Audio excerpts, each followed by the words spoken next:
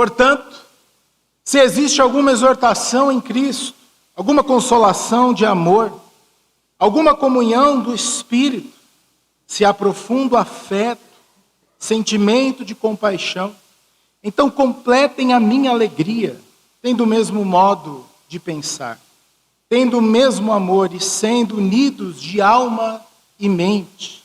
Não façam nada por interesse pessoal ou vaidade, mas por humildade, cada um considerando os outros superiores a si mesmo, não tendo em vista somente os seus próprios interesses, mas também os dos outros.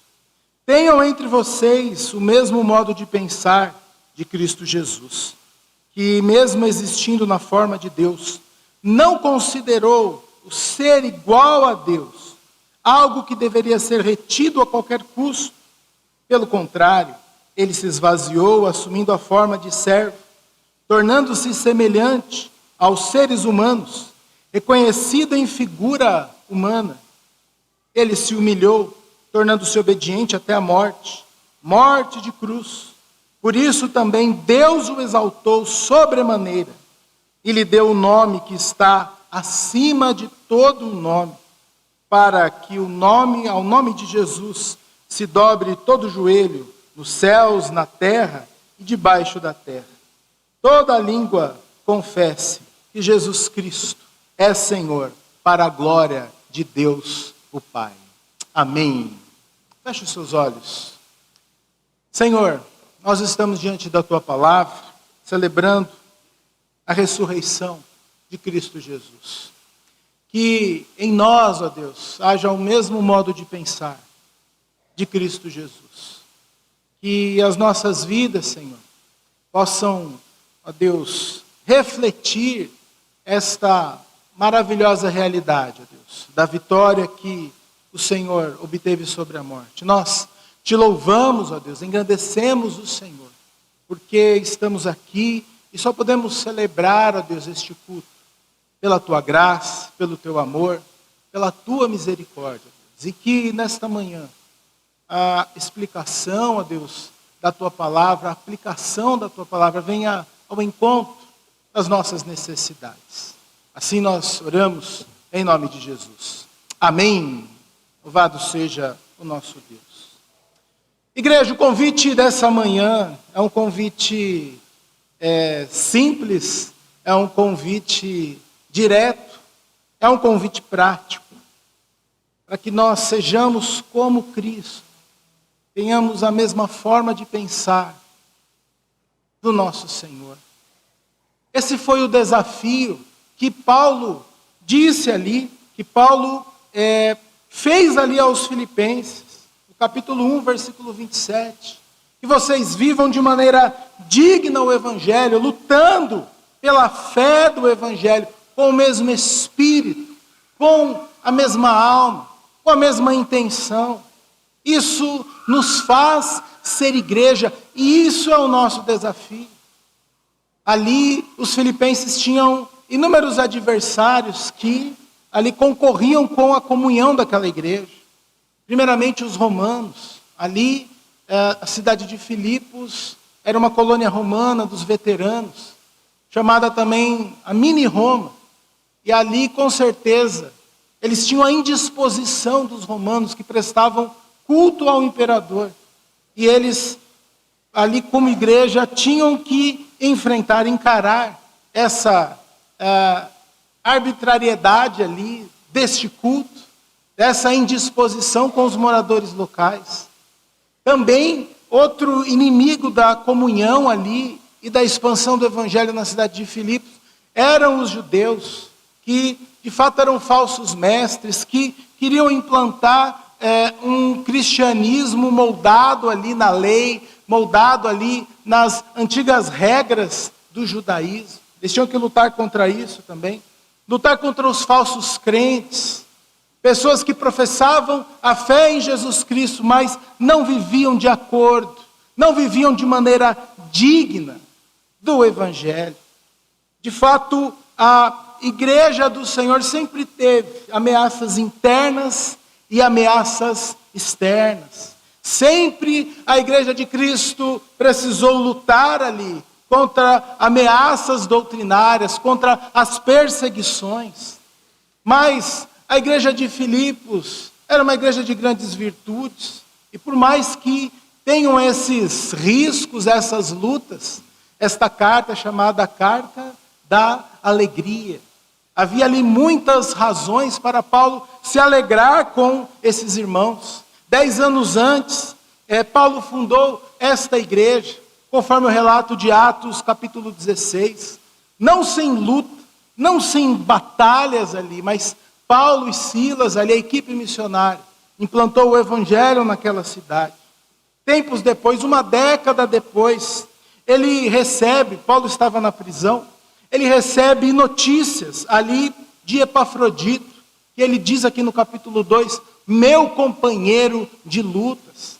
Esse homem visita a igreja e traz notícias, e as notícias eram boas. A igreja de Filipos estava vivendo um momento bom, apesar das lutas que sempre fazem parte da igreja de Cristo, na vida dos crentes. Mas as notícias eram muito boas, as notícias eram favoráveis. E aquela igreja, ela vivia esse momento abençoado. E aí nós chegamos no capítulo 2. Depois de Paulo ter tido essas informações, ele começa aqui o capítulo 2, versículo 1. Portanto, ou seja, conforme o relato de Epafrodito, conforme aquele homem disse ali para o pai da fé, daqueles irmãos, conforme o relato desse homem, vocês se exortam, vocês se consolam, essas são as informações que eu tenho de vocês. Vocês vivem em comunhão, vocês expressam um profundo afeto entre vocês. Vocês, igreja de Filipos, têm uma profunda compaixão entre vocês. O detalhe das cartas de Paulo, Paulo não apenas fundou igrejas, mas o cuidado pastoral desse missionário, quando ele escreve as cartas, ele se preocupa com a manutenção da fé daqueles irmãos. É como se ele dissesse, olha, eu estou feliz pelas boas notícias, mas para que eu fique mais alegre ainda, então, versículo 2, completem a minha alegria, tendo o mesmo modo de pensar, tendo o mesmo amor, sendo unidos de alma e mente. A igreja de Filipos era uma igreja parceira do ministério, das viagens missionárias de Paulo. Era uma igreja que estava num momento bom, mas havia ali brigas entre a liderança, havia partidarismo. Nem tudo eram flores ali. Capítulo 4, Paulo cita ali o problema entre Evódia e Síntique. Ele diz, olha, o nome dessas irmãs está escrito no livro da vida, mas vocês precisam acertar aí as suas opiniões, acertar aí os seus ponteiros. Era necessário alguns ajustes, ali era necessário perdão, para que Paulo, sua alegria transbordasse. Aquela igreja precisava viver unida, o mesmo amor. Completem a minha alegria, tenham o mesmo modo de pensar. Eu fico pensando, como que uma igreja, inúmeras pessoas, tantas diferenças, tantas opiniões, como nós podemos ter o mesmo modo de pensar?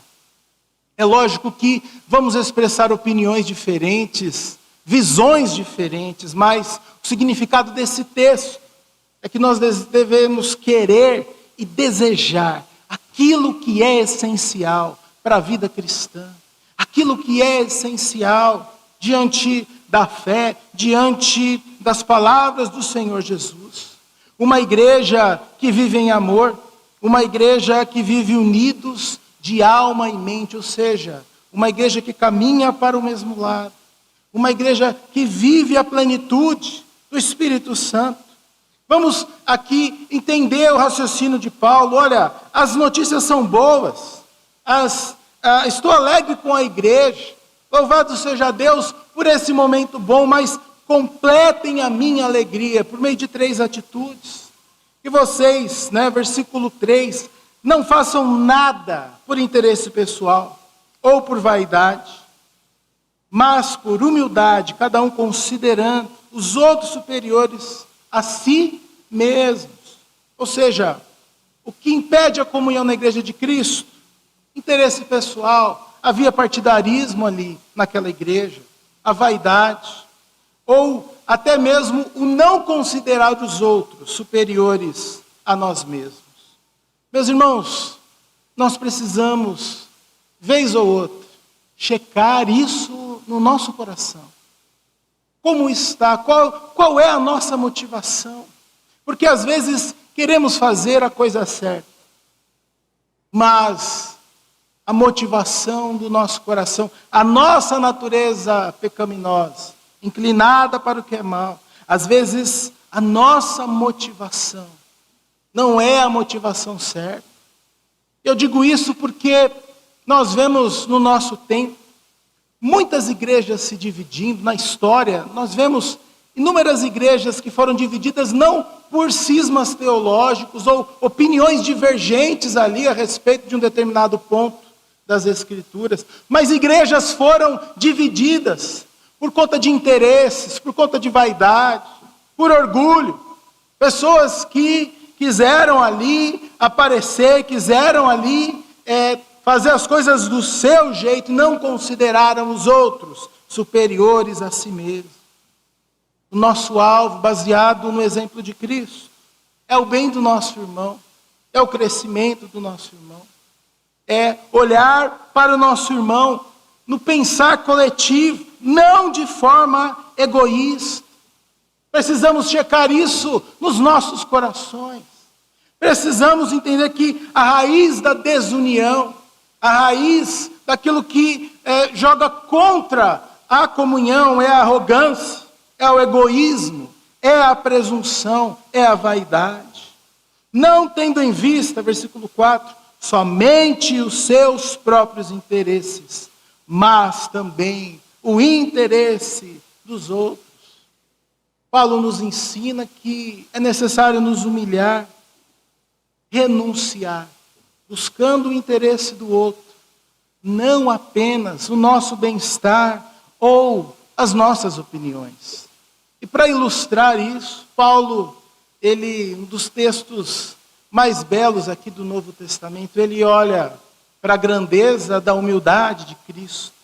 Essa seção tem duas partes, os versículos 5 a 11, e é um texto muito bem elaborado, e os especialistas dizem que esse é um trecho, ou é um cântico que era usado pela igreja primitiva.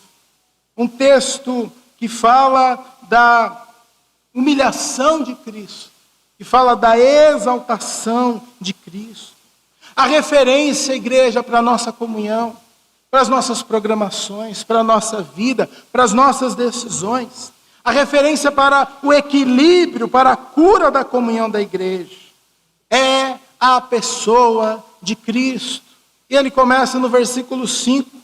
Tenham entre vocês o mesmo modo de pensar de Cristo Jesus. Versículo 6. Mesmo sendo Deus, mesmo existindo na forma de Deus, mesmo tendo a mesma natureza de Deus, Paulo nos ensina que Cristo é pré-existente.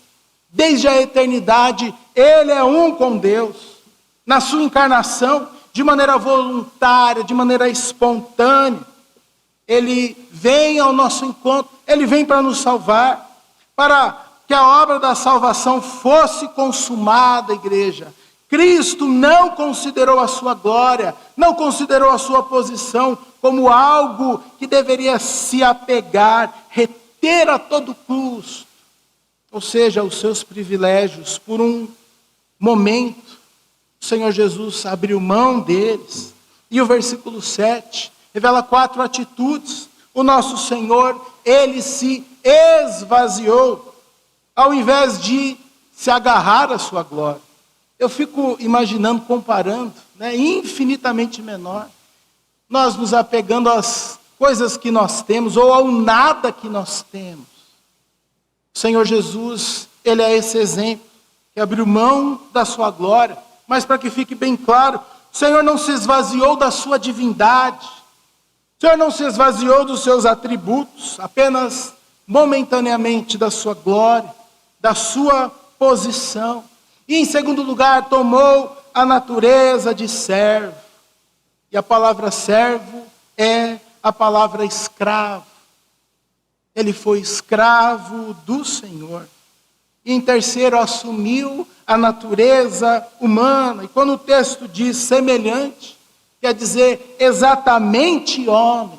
Nosso Deus, Ele é exatamente homem, exatamente Deus. E a encarnação nós poderíamos explicar da seguinte forma: o Senhor adicionou a sua natureza divina à natureza humana. Sem deixar a natureza divina, Ele recebeu a natureza humana para sofrer as dores, as necessidades, e é claro, sem pecado. O Senhor passou por esse mundo como homem, verdadeiramente Deus, possuindo ali todos os nossos sentimentos, as tentações, as provações dos seres humanos. E de maneira substitutiva, como um de nós, Ele morreu por nós para pagar a nossa dívida, para fazer algo que nenhum ser humano pode fazer por si mesmo, algo que ninguém com as suas boas obras, com a sua caridade, com a sua santidade, nós não podemos nos salvar. E o Senhor, em quarto lugar, versículo 8, Ele se humilhou. E de que maneira?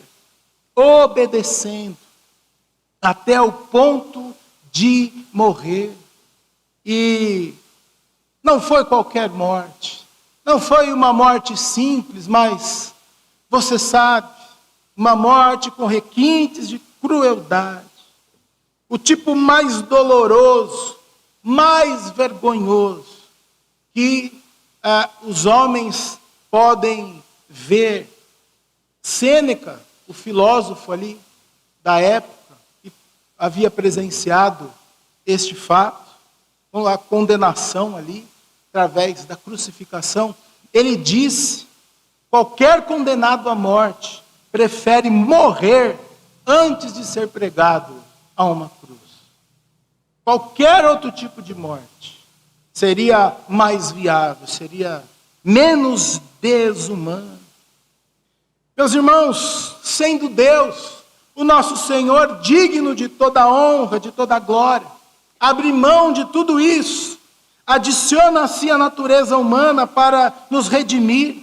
Cristo se esvaziou e se humilhou, visando não os seus próprios interesses, mas os interesses dos outros. Não se apegou aos seus direitos, renunciou por amor a outros, para nos salvar, para remir pecadores.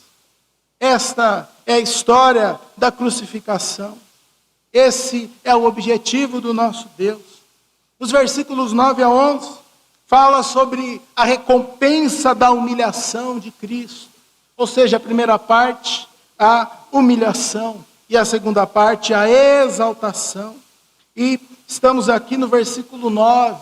Por isso também Deus o exaltou, ou seja, pela sua humildade, pela sua iniciativa, a sua decisão de vir até nós, de morrer por nós, de sentir aqui como seres humanos, tudo aquilo que nós sentimos.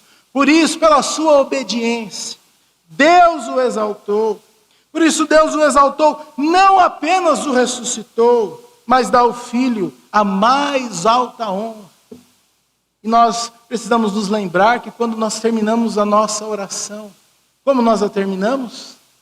Geralmente, precisamos, em nome de Jesus. Por quê? Porque o Pai deu ao Filho a mais alta honra, o nome acima de todo nome, o Senhor Jesus Cristo. E a palavra aqui é o Kyrios, que vem ali da tradução da Septuaginta, do Antigo Testamento, o tetragrama sagrado.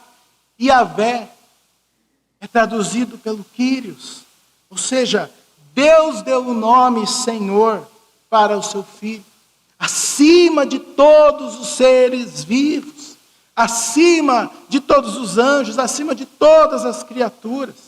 E no versículo 10, para que ao nome de Jesus, esse nome poderoso, todo o joelho se dobre, para que ao nome de Jesus se dobre todo o joelho nos céus, na terra e debaixo da terra. Paulo está fazendo uma referência a Isaías 45, 23, quando o profeta disse: diante de mim se dobrará todo o joelho e jurará toda a língua. Ou seja, o profeta estava falando ali do próprio Deus, do Deus Todo-Poderoso. E quando Paulo usa esse texto, ele aplica esse texto a Cristo, verdadeiramente Deus, verdadeiramente homem. E para finalizar aqui, toda língua confesse, versículo 11, que Jesus Cristo é Senhor, para a glória de Deus, o Pai. Louvado seja o Senhor. Haverá um dia, e nós cremos, onde os anjos caídos, os anjos que permaneceram fiéis, crentes e incrédulos, toda a criação, a uma só voz irá declarar, de joelhos prostrados, que Jesus Cristo é o Senhor, para a glória de Deus o Pai. Nós fazemos isso desde já. Nós temos prazer, e isso, nesse grandioso dia, pela eternidade, isso não vai ser novidade para cada um de nós, mas esse vai ser o nosso regozijo. Isso vai ser aquele momento especial. A volta de Jesus Cristo será marcada pela exaltação, pelo reconhecimento daqueles que hoje não reconhecem que Jesus tem um nome sobre todo nome, pelo reconhecimento daqueles que lutam contra o reino de Deus, pelo reconhecimento da noiva de Cristo, que aguarda o seu noivo, que aguarda a volta do Senhor. Esse texto, meus irmãos, nos faz entender uma pergunta, uma questão que faz parte aí das dúvidas, das inquietações, creio que do coração de todos nós. Esse texto responde a essa pergunta, mas por que Deus criou o mundo? Por que Deus permitiu tudo isso? Por que Deus criou o Jardim do Éden? Por que Deus criou o homem, criou a humanidade? E a resposta está aqui. Porque tudo isso, aquele glorioso dia, trará honras, trará glórias ao nome do Senhor. Tudo isso que nós vivemos, toda a história da redenção, todas as lutas, as guerras, todas as injustiças, todas as coisas que fogem do nosso pequeno alcance, nosso pequeno conhecimento, tudo isso trará glórias para o nome do Senhor. Amém, meus irmãos? Louvado seja o nosso Deus. Aplicação prática e clara das Escrituras, não que seja fácil, não que seja simplesmente ao nosso alcance, mas nessa manhã, o desafio da palavra é que nós precisamos ser parecidos com Jesus. O desafio dessa manhã é que nós precisamos ter a mesma forma de pensar do nosso Cristo Jesus. Nós somos servos e servas de Cristo e, olhando para esse texto, olhando para a vida de Cristo, eu creio que nós somos servos e servas mimados, somos escravos de ostentação, se é que pode existir, essa palavra hoje em dia no vocabulário. Nós ostentamos e queremos os nossos direitos, queremos as bênçãos, e por muito pouco nós ficamos muitas vezes desiludidos com o propósito, com os planos de Deus. A verdade, meus irmãos, é que nós temos muito de nós mesmos, muito das nossas preferências, muito das nossas opiniões, temos pouco do Cristo. Temos pouco ali da humildade, temos pouco da atitude de Cristo, que mesmo sendo Deus, tendo toda a honra e glória, ele deixou momentaneamente a sua posição, a sua glória, para vir nesse mundo, vestir pele humana, para viver como os seres humanos, ter uma morte trágica, uma morte terrível, para ser servo. E é por isso que Deus o exaltou. Na ressurreição, o Senhor, ele volta, ele vem, mas vem poderoso, glorioso. Mas antes de mais nada, ele se fez servo. Nas cartas de Paulo, geralmente ele introduz dizendo, Paulo, aqui em Filipenses, Paulo e Timóteo, servos de Jesus Cristo. A palavra doulos significa escravo. Escravo, escravo mesmo. É a mesma palavra designada para quando Jesus ele se tornou servo, o escravo de Deus, para viver uma vida de obediência. Não se esqueça que a obra da redenção foi obtida pela obediência do Filho. Versículo 8, ele se humilhou, tornando-se obediente até a morte, e morte de cruz. O convite desta manhã é nós termos a mesma forma de pensar do nosso Senhor. Termos também a obediência do Filho, que não se apegou ali à sua gloriosa posição, mas se tornou homem de verdade. Alguns até nessa época de Paulo diziam que a encarnação não aconteceu, pelo contrário. Nós cremos, e a Bíblia nos diz isso, que o Senhor Jesus veio a este mundo, se tornou homem. A sua vida, o seu sofrimento, não foi uma encenação, como muitos hoje, até mesmo duvidando da ressurreição do nosso Senhor e Salvador Jesus Cristo. Se nós retirarmos a ressurreição, se acharmos que tudo isso foi uma encenação ou qualquer outra coisa que não é dito pela Bíblia, o nosso cristianismo desaba. Nós cremos e professamos nessa manhã que o Filho de Deus, o Filho unigênito de Deus, ele recebeu um nome sobre todo nome, ele recebeu poder para salvar. Ele é aquele que diz, venham a mim todos vocês que estão cansados, sobrecarregados, e eu os aliviarei. Mas o texto também diz, tomem sobre vocês o meu jugo e aprendam de mim.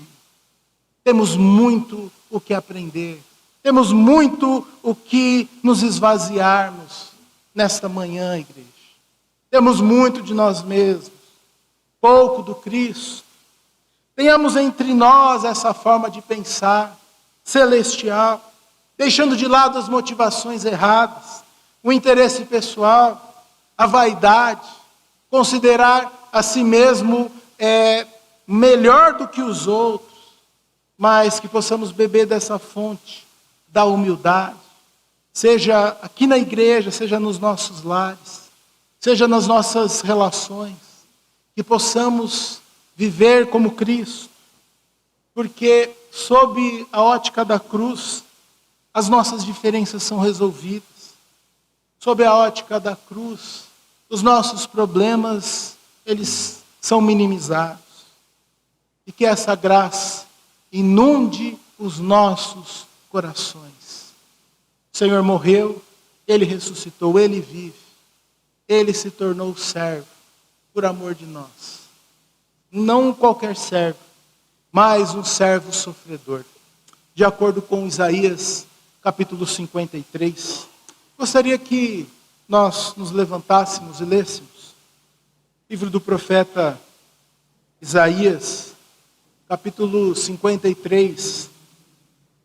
Você tem a sua Bíblia aí?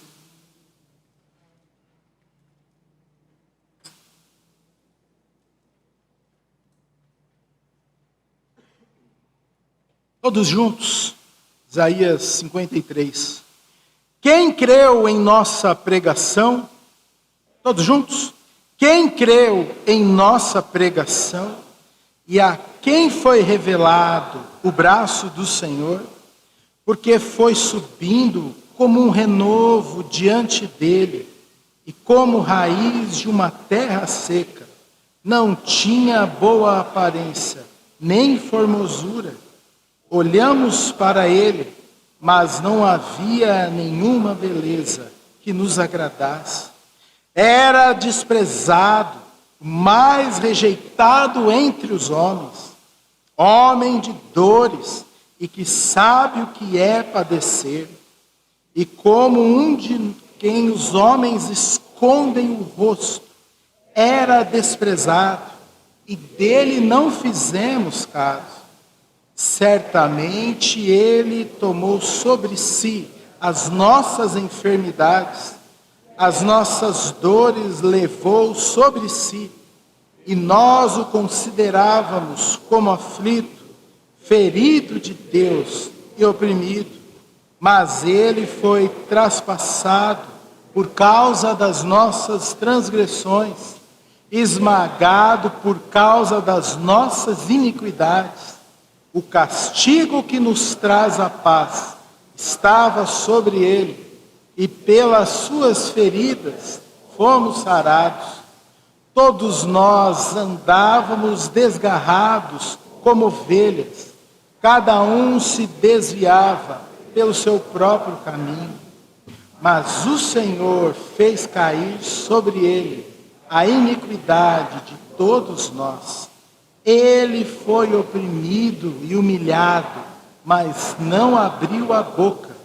Como cordeiro foi levado ao matadouro, e como ovelha muda diante dos seus tosqueadores, ele não abriu a boca. Pela opressão e pelo juízo ele foi levado, e de sua linhagem quem se preocupou com ela? Porque ele foi cortado da terra dos viventes, foi ferido por causa da transgressão do meu povo. Designaram-lhe a sepultura com os ímpios, mas com o rico esteve na sua morte, embora não tivesse injustiça e nenhum engano fosse encontrado em sua boca. Todavia, ao Senhor agradou esmagá-lo, fazendo-o sofrer, quando ele dera a sua alma como oferta pelo pecado. Verá a sua posteridade e prolongará os seus dias, e a vontade do Senhor prosperará nas suas mãos. Ele verá o fruto do trabalho de sua alma e ficará satisfeito. O meu servo, o justo, com o seu conhecimento, justificará muitos, porque as iniquidades deles levará sobre si. Por isso, eu lhe darei a sua parte com os grandes, e com os poderosos ele repartirá o despojo, pois derramou a sua alma na morte e foi contado com os transgressores. Contudo, levou sobre si o pecado de muitos, e pelos transgressores intercedeu. Amém.